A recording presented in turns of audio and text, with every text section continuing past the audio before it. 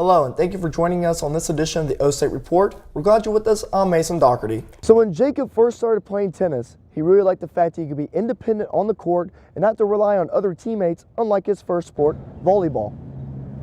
Little did he know how much he would learn to love doubles more. 4 people were killed and 47 were injured. It will be months before we know exactly what caused the driver to do this. It's safe to say that the Pike members will be happy for moving from here to right here, with the new Pike House to be 32,500 square feet. Being an entrepreneur, you think the only thing you have to worry about is the product and the idea. But really, you also have to worry about how you can present that idea. Going into Oral Roberts on Wednesday, he was going in with a 10-game hitting streak, but that ended, and since then, he's gone 1 for 10. Now, that one hit, though, was a double that he had at his last at-bat yesterday, so I expect him to get out of this slump and be productive today. Now, I have to ask, with this being pretty much the final month of college football, what is your Big 12 prediction? How do you think it's all going to shake out? Well, thank you for tuning in to Countdown to Kickoff, our Bedlam edition. Enjoy Bedlam College Game Day coming in town to Stillwater. It's going to be a great one. We talked about how it began, where it's going, in the future for Mason Rudolph. They're going to bring 5. And Rudolph looking for room in the pocket. Gets loose. No one home for West Virginia. They all had their... Cowboy fans have been treated well this season. They've seen a quarterback grow into a playmaker, and it all started so unexpectedly. The 1-year anniversary of you playing against Baylor. You know, last season you had the redshirt year, and that was cut off short. And sure enough, now you're starting, playing against Baylor in Waco. Tell me, what's going through your mind? Last year it was kind of a hectic week. Kind of found out I was playing, I think, on a Monday, so a little early in the week. But it was a good week. I feel like it was definitely nerve-wracking just because it was your first one and you didn't know what it was going to be like, and you're playing a great team like Baylor. At Northwestern High School in Rock Hill, South Carolina, Rudolph won the state championship his senior year. He also threw for 64 touchdowns and ran for 16 that season. Now, you've had a pretty good college career so far. Only 1 loss. You're undefeated against the Big 12 except for Baylor, of course. And you had a pretty good high school football career as well. Did you expect that winning mentality that you have to translate so easily from high school to college? Just that winning attitude that you try to keep with you, and here it's just been a great experience to be around these coaches and these players who push you and try to get the best out of you. But the spotlight hasn't been completely on Rudolph. Backup quarterback J.W. Walsh has assisted Rudolph with a duo combination. And when Walsh leaves after this season, where does that leave you? It leaves me without a good friend in J-Dub. I'm sure he'll be moving on to whatever he's doing, but he's a great guy and someone I've had the pleasure of being able to meet and to hang out with these past couple of years. But it'll be it'll just be another chance for me to come back and improve my game and look forward to the next year. I have full confidence in him being the main guy next year. I mean, the one thing holding him back is the red zone reps. I get that. But with another offseason, more practice, and just seeing how J.W. Walsh does it, I have a lot of confidence in Rudolph going forward.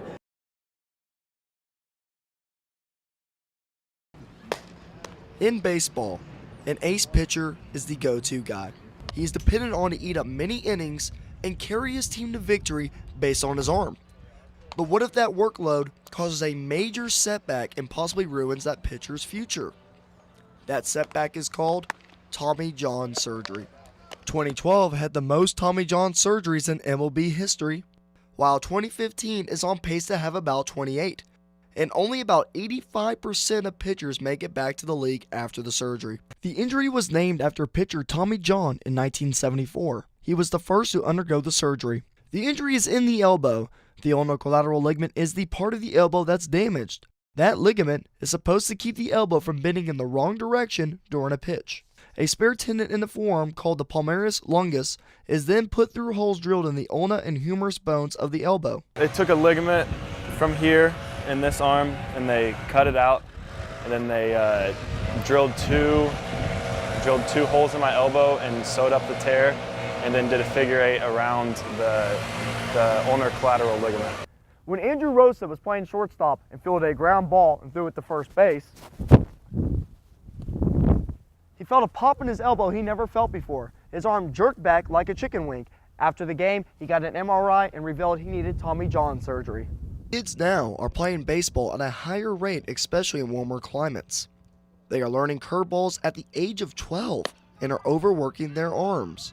We typically recommend that you throw fastballs and changeups until you reach puberty, or basically when you start shaving is when you should start throwing curveballs.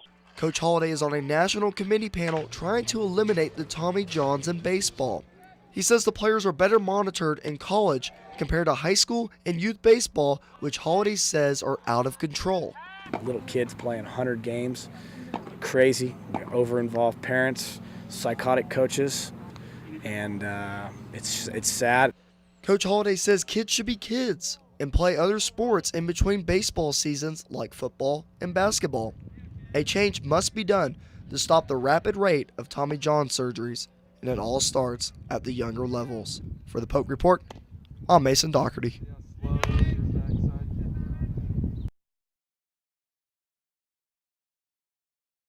Hello and welcome to another edition of Countdown to Kickoff. Thank you for joining us today. I'm Mason Dougherty. Now going from one Big 12 game to another, Baylor versus OSU. Thing I saw most, I think OSU's really missing Ryan Simmons and Jimmy Bean. Those two guys were big on getting tackles for losses. Now that they're injured, you're depending on these depth guys, and they're really not making that play happen. Yeah, well, I figured since we didn't have a game last week, and it's kind of that midterm area in this season, I figured I'd give an evaluation to our 4 true freshmen on the OSU football team, starting with defensive tackle Darian Daniels. You know, he actually was my first Youngins Award winner this season, while he also got his first career sack against Central Michigan. Mike Gundy had some very good things to say about him. The defensive line. The thing about Daniels, he actually came in with some credentials. He had looks from LSU, USC, Ohio State, and even OU. Turn on Sports Center, and I see that big, huge crowd right behind the stage. I was like, oh, is college game day here? Yeah.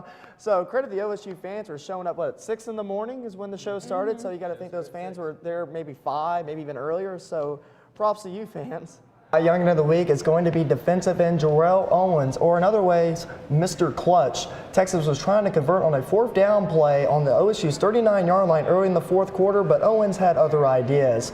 On this play, Owens was able to hold the edge, contain Jarrell Hurd, and pick up his first career sack. As you can see, the OSU sidelines loves that one. The funny thing about Owens, he originally was going to sign with TCU, but after one official trip to OSU, he said, "See you, Fort Worth, I'm going to Stillwater." All right, here we go. We have our moments, just like we were talking about before with the 4th and 1 moment. We'll have you right over here. Oh, all right, over there. We have our favorite moments for OSU. First one is when Baylor came to town undefeated, and College Game Day was here. We ended up winning that game big. And of course, we had the Fiesta one 2011 season with Whedon and Blackman. And then our Dynasty, of course, with wrestling. And then we went to the Final Four in 2004 in basketball. So we like you to rank them 1 through 4. In fact, Emmanuel Allbaugh lost his helmet, and by rule, you have to sit out for a play. And so Owens comes in, makes the big sack. Talk about a great first impression. Thinking about OU performances, going back last week where OU played against TCU in Norman, OU looked like the better team. Now, they did have an injury to their quarterback, which hurt them a little bit, but at the end of the day, they come out when TCU goes for the 2-point conversion. What a gutsy call by Gary Patterson. How about that? The team controls their own destiny here. You just got to win out, because look at it this way. Ohio State was in the same spot last year at number 6 at this time of the season, so just win, baby, win. 9 yards on those punts, not too bad, but the key stat for him, he had 28 punts that he downed inside the 20 this season. That was his specialty.